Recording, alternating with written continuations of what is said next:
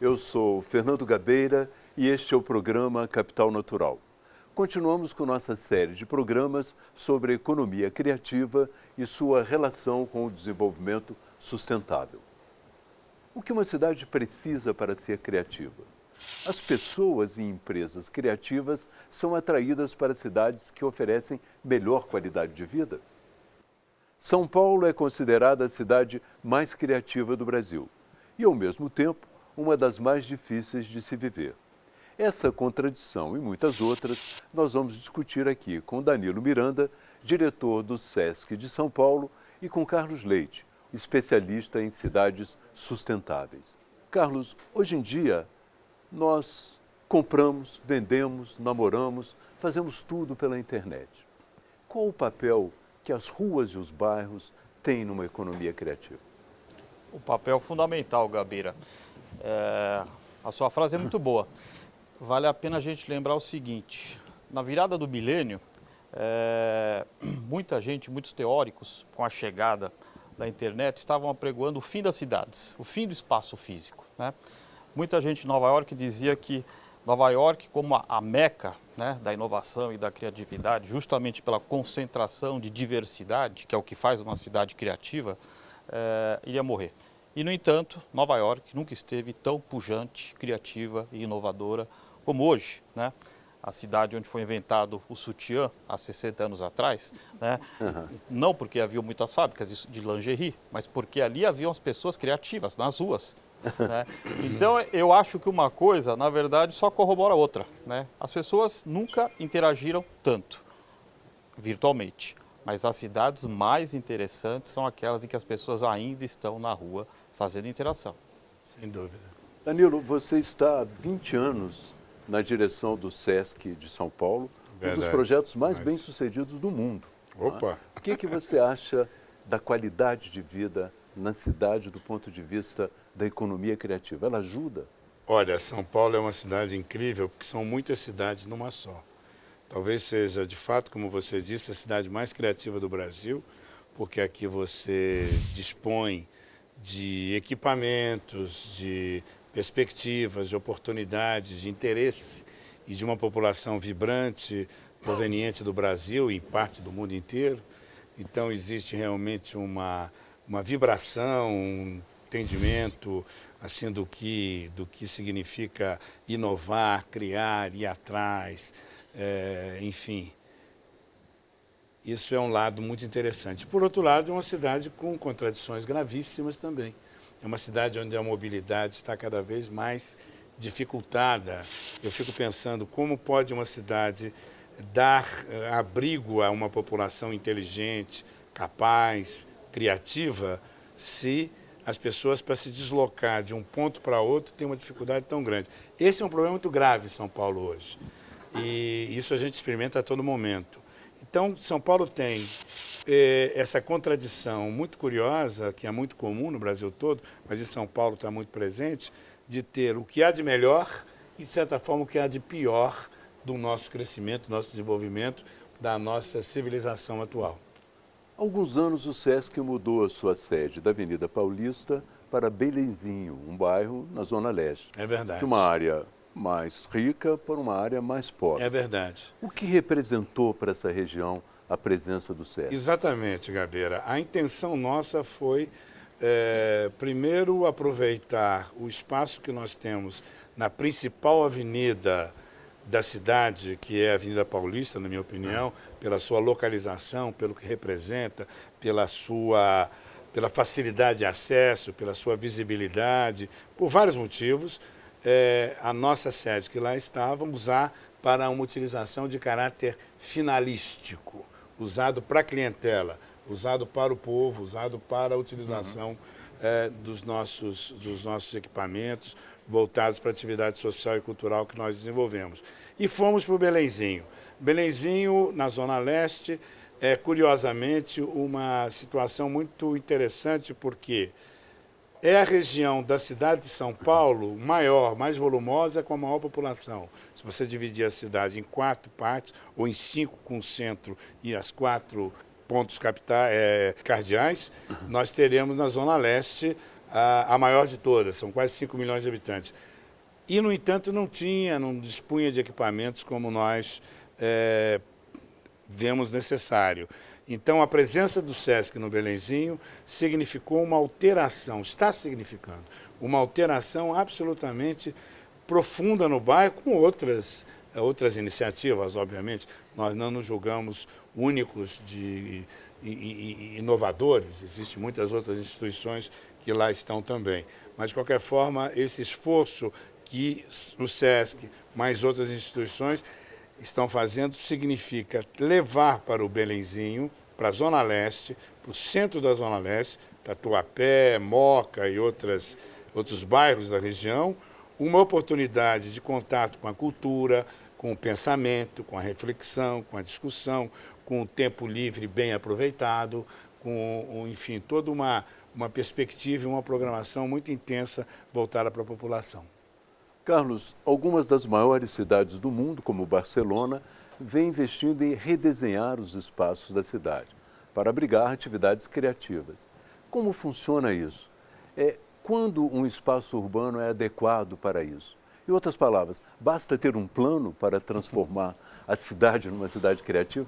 Gabeira, de maneira nenhuma. Se bastasse o Brasil,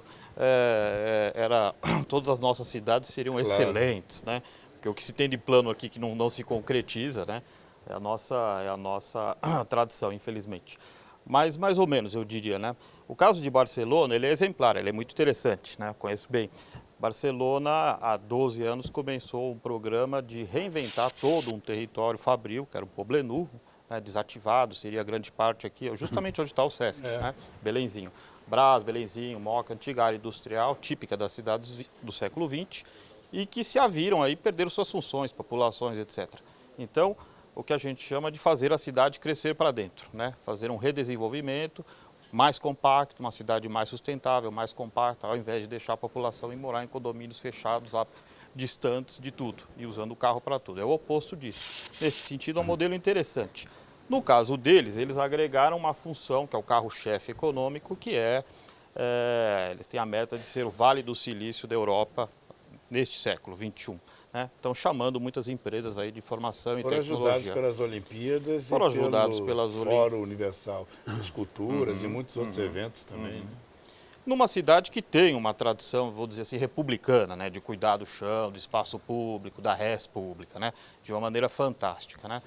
Então, mas eu acho que, de novo, a gente tem um ponto, né? Que o Danilo está lembrando, que eu acho que o SESC traz, que está em Barcelona, que é o quê? Aonde é que se gera inovação e aonde é que podem emergir as práticas criativas? Do encontro das pessoas, diferentes. Aonde a gente tem uma concentração de populações diversas, que podem se encontrar, saem as ideias mais criativas e mais inovadoras. Então, o nosso grande desafio aqui é fazer com que as pessoas de volta possam se encontrar nas ruas, nas praças, nos cafés, nas livrarias. Né? A gente consegue transformar uma cidade em criativa não só na base do planejamento, mas o que é preciso mais, além do planejamento, na sua opinião? O que a gente pode aconselhar as cidades para que elas tenham, além do planejamento, e se preparem para esse momento? As pessoas adotarem as suas cidades, as nossas cidades. Eu acho que isso é o que está faltando, né? No Brasil está faltando as pessoas voltarem a se apaixonarem pelo território, né? Pelas nossas cidades, né? Não mais viverem em guetos fechados com medo de tudo, né? Cada vez que a gente faz isso é a morte das cidades, né? Se as pessoas continuarem a vivendo em guetos enclausurados, murados, só entrando e se convivendo entre iguais, em imensos guetos fechados que são shopping centers, é a morte das cidades. É óbvio, né, que existe um papel da governança oficial que é prover de melhor segurança pública, infraestrutura, mobilidade. O Danilo acabou de citar um dos maiores gargalos das nossas cidades, que é a mobilidade, etc, etc. Porém, em todos esses casos que a gente vê interessantes aí no mundo, de cidades que são campeãs de sustentabilidade, que geram inovação, que são as mais criativas, a sociedade civil de alguma maneira se organizou. Para além, outras formas, outras instâncias de governança, através de SESCs, por exemplo. Né? isto faz a diferença. Vai de Bogotá aqui do lado, que é uma campeã hoje. Belíssima, né? Belíssima, campeã, com o trabalho fantástico do Henrique Penhallosa, prefeito por 2 gerações, e em outras tantas pelo mundo, né? Danilo, você concorda com essa pressão? Sim, eu acho que há essa questão de apropriar-se da cidade de uma maneira inteligente, onde a questão educacional esteja presente de maneira muito intensa, onde o compromisso com a questão pública seja colocado como prioridade para todos os dirigentes, efetivamente, e para a população de modo geral. Então, eu acho que isso é um compromisso fundamental. Eu, por exemplo, vejo São Paulo, eu estava falando da mobilidade, nós temos um incentivo enorme à questão do carro, do automóvel individual, como solução para a gente, como, digamos, o eixo do nosso desenvolvimento baseado na indústria automobilística. E eu acho isso um grande equívoco. Hoje, cada vez isso se mostra mais claro, inclusive com mais financiamento, com mais facilidade para o transporte individual. Grande parte do transporte em São Paulo se dá através de carro individual, não é? Que são quase 2 toneladas, para levar o quê? 80 quilos. Não é? Quer dizer, há um equívoco grande, esse incentivo. Nós, no SESC, estamos, em todas as nossas atividades, desenvolvendo a ideia de que as pessoas devem preferir o transporte público. Ah, mas não tem muito.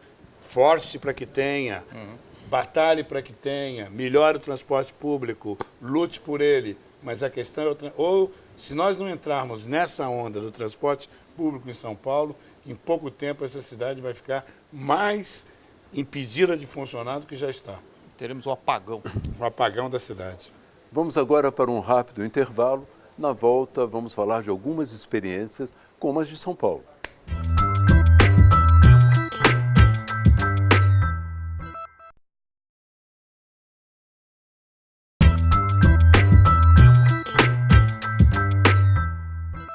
A Prefeitura de São Paulo lançou recentemente um estudo que mostra que a cidade concentra mais profissionais em empresas criativas do que qualquer outra no Brasil. Mas São Paulo é muito criticada por causa da poluição, pelo trânsito complicado e pela falta de áreas verdes, que são responsáveis por uma baixa qualidade de vida na cidade. Vocês acham que isso é uma contradição? Até que ponto pode ser um obstáculo para a cidade continuar sendo uma líder em termos nacionais?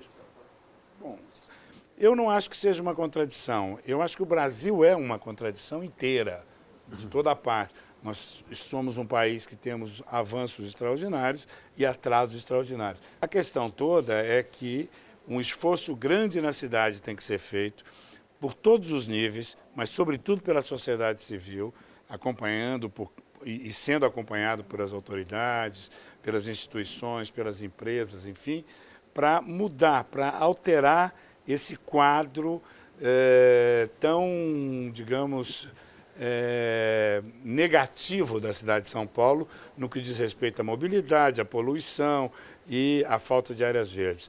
Para começar, eu acho que São Paulo é inadministrável do tamanho que está.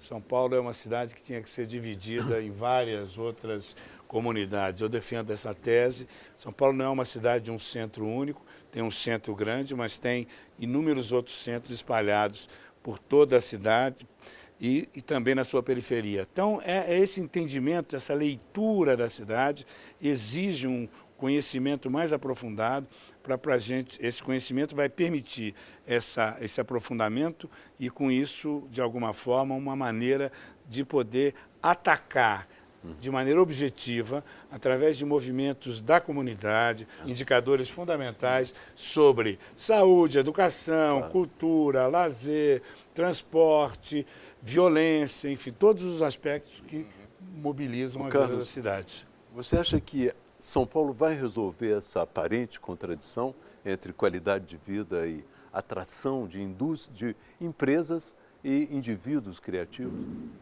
Então, Gabeira, eu concordo com o Danilo e eu diria mais. Eu diria que se a gente for olhar especificamente o assunto classe criativa, economia criativa, as pessoas vão fazer uma escolha.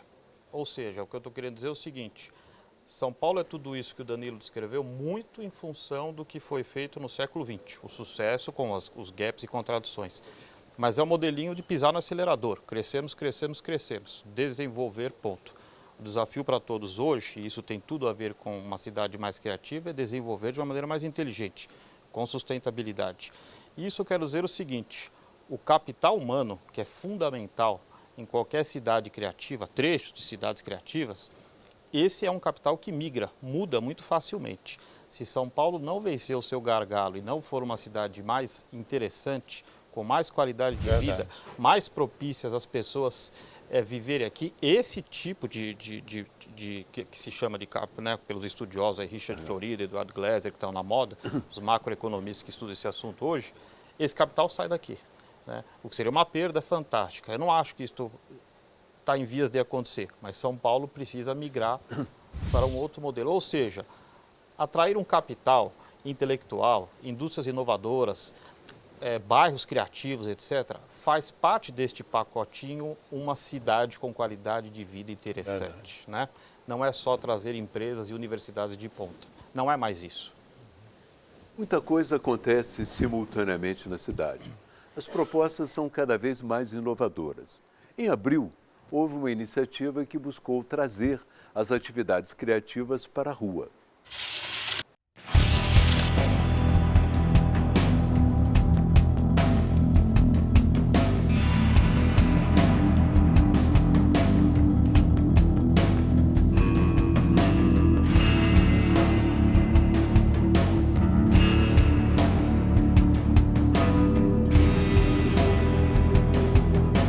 O Baixo Centro foi a gente gosta de falar que não foi um festival, mas foi um movimento de ocupação civil das ruas. Foram 120 atividades que aconteceram em 10 dias, numa região tal de São Paulo, que a gente brinca que é o eixo do Minhocão, né? São Vila Buarque, Campos Elíseos, Santa Cecília. E a gente tem esse slogan, que é o As Ruas São para Dançar. É uma metáfora, que é óbvio que não é só dançar. As ruas são das pessoas, a cidade das pessoas, e por isso a gente quer ocupar com cultura e civilmente a rua dançando.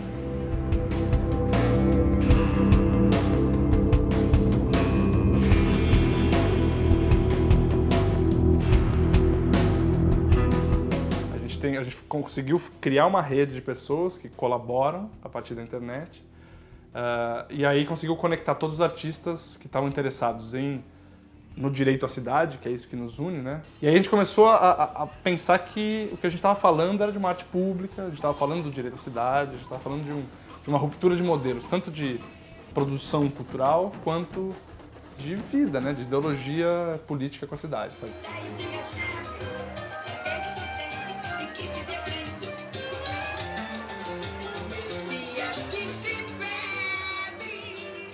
Todo o dinheiro para o Baixo Centro foi levantado por financiamento coletivo, que é o nome que se dá no Brasil, para crowdfunding, que é o termo técnico em inglês. A gente fez uma chamada pública para projetos na internet, ficou 2 semanas aberta.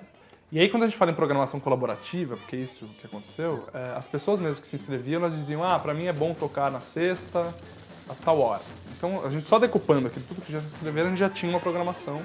E aí a gente aplicou um conceito que é a cuidadoria, né? Em vez de curar, escolher, a gente vai aceitar todos e vai cuidar para que eles se realizem. E aí como que a gente faz para fazer isso? Então ativa a rede, e essa rede aberta vai produzindo dentro do coletivo e as coisas dentro do caos saem. Porque é mais legal, sabe? Por que falar não? A gente está falando de intervenção na rua, sabe? A gente está falando da rua para todos, a gente está falando de uma cidade que é aberta para qualquer um. E aí essa coisa do vamos fazer juntos, que na verdade foi a liga, assim, o segredo. E aí o espaço público é para isso, né?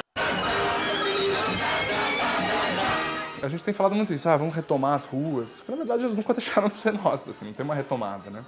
A importância das ruas é também individual, sabe? É fazer as pessoas terem uma experiência de vida muito maior do que elas teriam se elas ficassem em casa, sabe? Então é romper as barreiras para você conhecer gente nova, ver outro mundo, abrir a cabeça, diversidade. A gente fez uma ação para abrir o Baixo Centro que era distribuir 200 litros de tinta ali no cruzamento do Minhocão com a Helvetia para deixar os carros e as bicicletas pintarem o chão. E no mesmo dia à noite, a primeira atividade do Baixo Centro era exibição de filme ali no mesmo lugar embaixo do Minhocão. E aí de um lado da rua a gente estava ali, sentado na rua, no chão, e do outro lado da rua estava caminhando a pipa da prefeitura limpando a tinta. Porque afinal, o que não podia acontecer? Não podia ser colorido. Eu acho que, metaforicamente, essa é a disputa que a gente está tendo pela cidade, nisso que o Baixo Centro está lidando.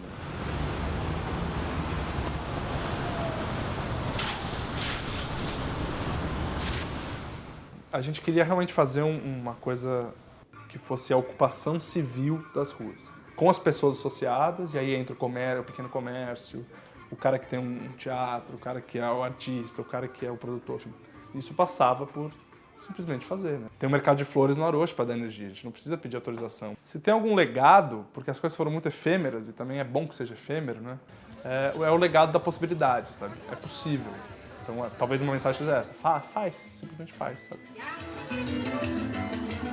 Bebendo os mortais e liquidando os seus cães, trazendo o sonho, o apagamento doce de vida dentro de cá.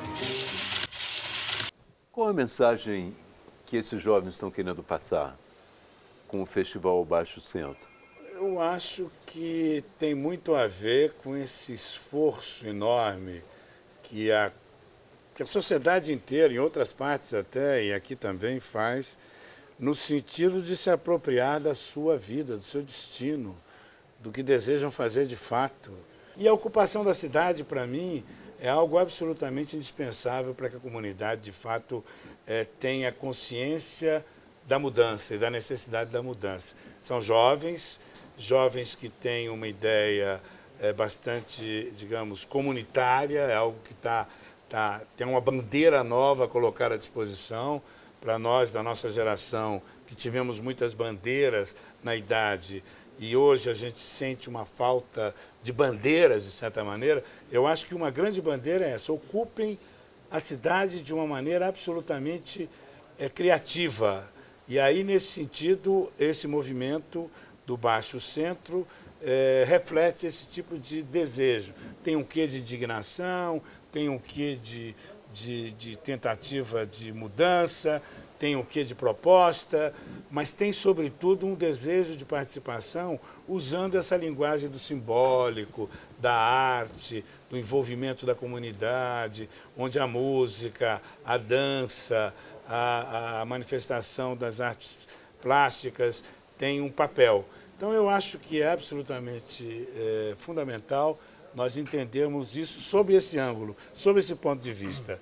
Mesmo que seja uma coisa afastada do interesse público ou do interesse da autoridade, não do interesse público, da autoridade pública, mas é alguma coisa que significa um avanço, e eu acho que estão de parabéns aqueles que propuseram, que realizam, sem recursos, uma iniciativa desse porte. Você, Carlos, concorda? Plenamente, é alegria, né? Na verdade, eu fiquei muito lembrando o seguinte: é alegria, paixão. Não existe cidade criativa sem essa alegria. Festa, né? É festa nas ruas. É uma coisa erótica. É São Paulo propiciar ser prazerosa para os seus habitantes, né? Voltar a ser. Ela já foi, ela precisa voltar a ser. São Paulo, historicamente, é uma cidade pornográfica, né? Não traz boas coisas. Esse é um outro olhar, né? E se a gente, de novo, olhar as cidades que são aí ditas, chamadas campeãs, os indicadores mostram isso, de classe criativa, de inovação, você vai pegar São Francisco, Barcelona, trechos de Paris, de Londres, de Amsterdã, de Nova York, é isto, né? As pessoas vivendo a sua cidade, o seu espaço coletivo, público ou não público, espaço de uso coletivo, né? De uma maneira prazerosa, nesse sentido, erótica, né? É interessante que eles buscaram uma área degradada da cidade, exatamente Isso é incrível. para chamar a atenção. E existe realmente um desejo de quebrar esse isolamento que às vezes a cidade grande traz, essa divisão em guetos, né? É verdade. Mas a quebra desse isolamento, as conexões, os encontros, eles ficam mais difíceis com um trânsito tão complexo. O governo o governo sente que a economia, de uma certa maneira, é dependente da produção de automóveis. Totalmente. Então, nós estamos numa situação em que, para a economia funcionar bem, é preciso estimular o consumo de automóveis. E o estímulo do consumo de automóveis, de uma certa maneira, é um obstáculo para esse movimento de conexões. O que vocês acham disso? Acho que a primeira coisa é descobrir na nossa economia outros mecanismos que possam criar esse eixo de desenvolvimento. Nosso desenvolvimento baseado apenas no econômico fracassa já fracassou e fracassará sempre. Eu acho que nós deveríamos, cada vez mais, nossos dirigentes, políticos, etc., saberem que, se nós não fizermos a nossa lição de casa, que é a atividade voltada para a educação e cultura de uma maneira intensa, onde a criatividade esteja presente de maneira absolutamente natural. É claro que você tem que incentivar, tem que criar condições na cidade, na escola, nas famílias, na sociedade de modo geral. O desenvolvimento baseado apenas no crescimento material e mais ainda no crescimento da indústria do automóvel e da indústria baseada em combustível, que cá entre nós ainda predomina o combustível mais degradante, perigoso e poluente, nós não teremos saída. Então, eu acho que essa questão é uma questão, para mim, muito clara e tranquila. Sem educação e cultura, nós não temos nada. Nem cidade criativa, nem desenvolvimento econômico, nem nada. Carlos, uma pergunta que sempre me intrigou um pouco quando falo com urbanistas. Existe uma corrente que acha necessário concentrar no mesmo canto da cidade o lugar onde você compra, o lugar onde você trabalha e o lugar onde você mora. Isso vai um pouco em contradição com a ideia de conexões e de encontros na cidade. Como é que você vê essa proposta? As cidades mais interessantes são as cidades que concentram as várias atividades que dão riqueza na vida urbana, próximas, né? E não afastadas, né? E não zoneadas, né? Lugar só de trabalhar, o oposto de Brasília, né? Esses são os lugares mais interessantes. Ainda hoje. Diversidade urbana. Exatamente. E para usar um termo mais técnico, sociodiversidade territorial, né? Diversidade de tipos de pessoas num mesmo território, com várias funções, uso misto, etc. Isso é que faz uma Barcelona fantástica, trechos de São Paulo, como ainda Vila Buarque, Higienópolis, tem gente andando na rua, vai nos cafés, etc. Né? Copacabana, Ipanema, com grande concentração de gente, são cidades altamente densas, né? Eu aposto ainda, Danilo e Gabeira, numa outra coisa. Nos territórios informais podem e já estão emergindo práticas criativas, economia criativa, coisas interessantíssimas. São Paulo pode ser pujante economicamente num novo modelo do século XXI que Nova York não pode mais, porque lá é uma cidade informal. Como você daria um exemplo de áreas degradadas ou áreas que não devem ser afastadas, mas ao contrário, se transformar num trunfo para nós? Na verdade, eu não estou chamando de degradação, estou chamando das comunidades, das favelas. Por exemplo, vamos falar de Paraisópolis e Heliópolis. Heliópolis, que eu tenho um trabalho há alguns anos lá. A partir deles, lá dentro, adolescentes de 15 a 17 anos, co-criando junto com nós ali, entre aspas, especialistas, meus alunos daqui, da Parso, de Nova York, soluções para eles criarem soluções para melhorar a vida urbana lá. Mas se você entrar nesses lugares, e você vai achar isso nas grandes comunidades informais, nas grandes favelas de São Paulo e Rio, você vai ver práticas criativas, hortas comunitárias, gente fazendo as mais diversas práticas de serviços. Por exemplo, Heliópolis tem hoje uma pequena usina de reciclagem de material de construção civil, que começou há 8 anos por uma demanda concreta, como tirar o lixo de uma favela, né? Mas isso virou uma coisa que depois de 8 anos, uma pequena usina de reciclagem dos materiais de construção, que é o que quase todos os homens de uma favela fazem, né? Ou seja, se a gente começar a mapear isso, esse é um dos trabalhos que nós queremos, criar indicadores de novas formas de governança, para além dos governos, desses lugares. A gente vai descobrir essas... Potencial muito grande. Fantástico, né? Verdade. Vamos fazer mais um intervalo e na volta nossos convidados vão trazer algumas ideias para as cidades do Brasil que precisam ou querem se tornar criativas. Legal.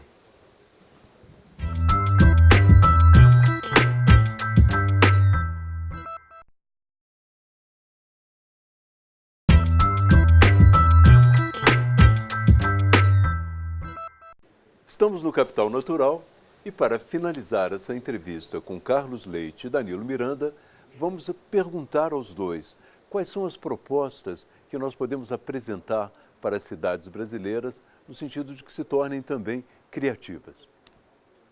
Carlos, você. Duas coisas.